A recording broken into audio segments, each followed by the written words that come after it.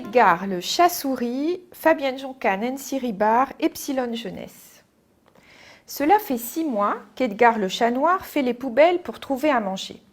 Il sort la nuit de préférence, à l'heure où tous les chats sont gris. Malgré sa discrétion, il est souvent pris en chasse par un homme mal embouché ou un gros chien du quartier.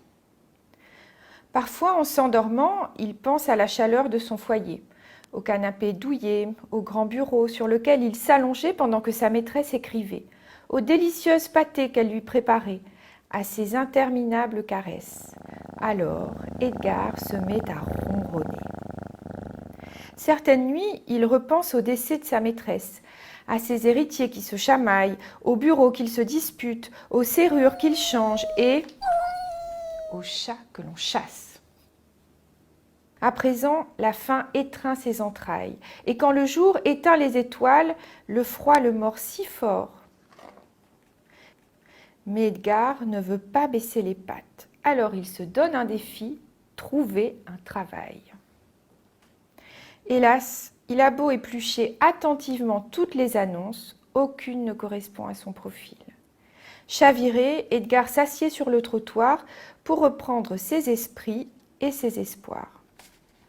Alors que la nuit tombe, il aperçoit au loin 2 petites souris marchant toutes guillerettes, pattes dessus, pattes dessous. Quand un perçant tapis dans l'ombre leur saute dessus, elles lui échappent habilement en éclatant de rire. Intrigué par tant d'audace, Edgar leur emboîte le pas. Caché dans le noir, il observe leur manège.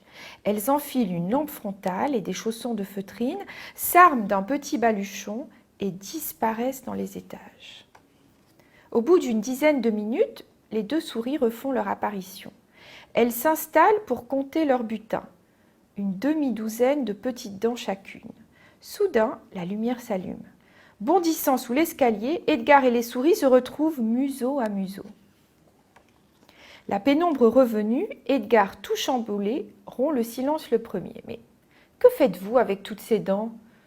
Tu n'as jamais perdu de dents ? » ?»« Pas vraiment. »« C'est donc ça ? Eh bien, nous sommes des petites souris. »« Je vois bien, mais... » Elles éclatent de rire. « Petites souris, c'est notre métier. La nuit venue, nous nous faufilons sous les oreillers pour récolter les dents de lait. Et toi, tu fais quoi dans la vie ?» Edgar, embarrassé, balbutie un chat dans la gorge. « Eh bien, c'est-à-dire qu'en ce moment, comment expliquer ? Ce n'est pas honteux de ne pas avoir de travail. Mais as-tu un endroit où dormir et manges-tu à ta faim au moins ?» Edgar n'a pas le temps de répondre. Son estomac le fait à sa place et son gargouillement déchire le silence. « Ça te dirait d'être une petite souris ? » ?»« Vous plaisantez, j'ai pas le profil. »« Qu'est-ce que tu en sais ? » ?»« Ben d'abord, je n'ai pas la bonne couleur. »« Tu plaisantes, la nuit tous les chats sont gris. »« Je n'ai pas la bonne taille. » »« Ça c'est un détail. »« Je n'ai pas... » »« Stop, stop, stop, l'interrompt l'une des petites souris. « Tu sais faire patte douce pour attraper les dents sous l'oreiller sans réveiller les enfants. Tu sais grimper aux gouttières et tu as un énorme avantage sur nous. Tu ne fais pas peur aux parents. » « Bon, admettons, mais quel patron voudrait de moi ? » Les 2 petites souris se font un clin d'œil et répondent en chœur. « Te voilà embauché pour un essai chez les sœurs Dents du Bonheur. Top là !» Et c'est ainsi qu'Edgar, le chat noir, devint une petite souris.